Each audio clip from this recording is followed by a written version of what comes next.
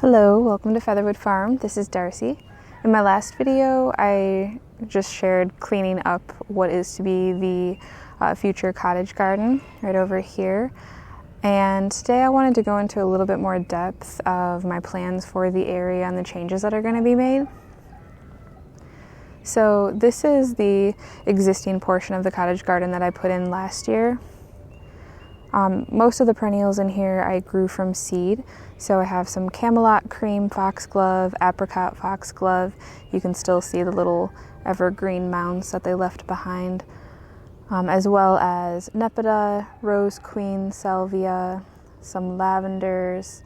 And then as far as shrubs, I have a gingerwine 9-bark, a spudwig, I believe, Spudwig von Leith, lilac, an oak leaf hydrangea, and a crimson doll lilac. And then I have a few phlox, some lilies, allium bulbs, things like that. Along the back here is the fence that borders the cut flower garden, and I plan on removing that all the way over to the second to last post there. And that way you'll be able to freely walk from the greenhouse and the cottage garden directly into the cut flower garden. And then along this side here, I have a black welded wire fence, and I plan on removing that and replacing it with a matching picket fence that I'm going to build in the front and side yards. And then with this black metal gate, I will be removing that and building a new gate that's going to match the gate that I built last year that's on the cut flower garden. And I'm also going to put in an arbor right there. The only requirements are that it's large enough for our tractor to go through, but our tractor is fairly small, so that shouldn't be an issue.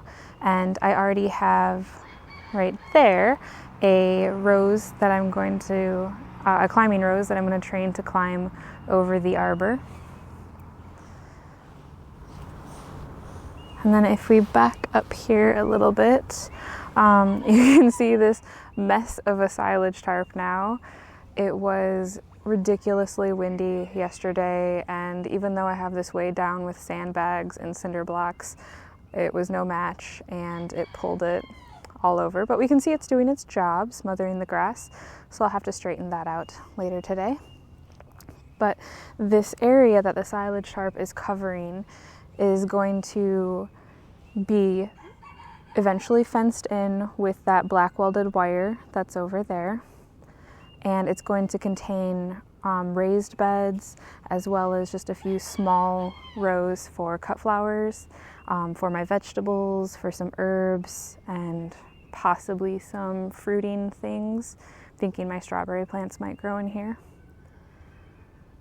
And it has to be fenced in, unfortunately, because I have to keep my chickens out, the deer, the rabbits, everything.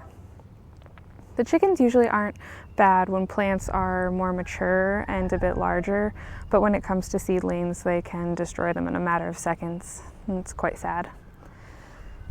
Now here's the area that I was working on clearing up in the last video. I have already sheet mulched with cardboard and laid some of our farm-made compost on there, as well as some arborist chips.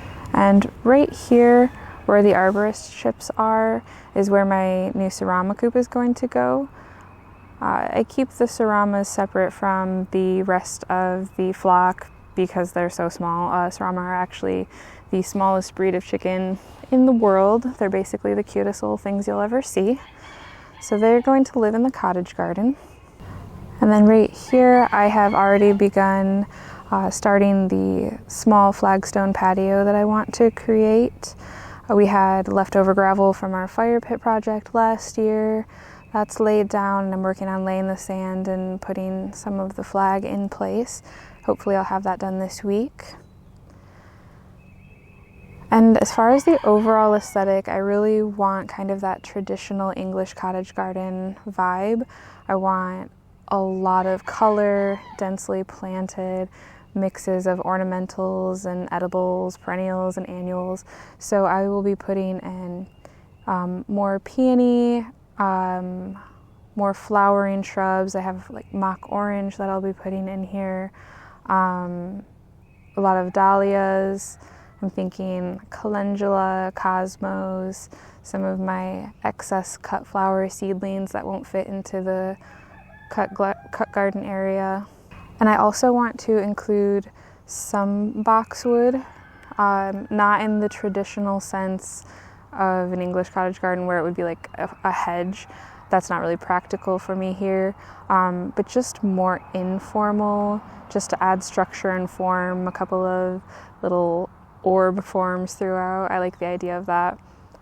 And I want to put in a few meandering paths that'll take me from the greenhouse to the cut flower garden. And for those, I'll just use materials I already have. So some of the flagstones, some brick, some other concrete pavers that I have lying around. And thank you for following along with me so far. I'm really looking forward to sharing the next steps of this project with you.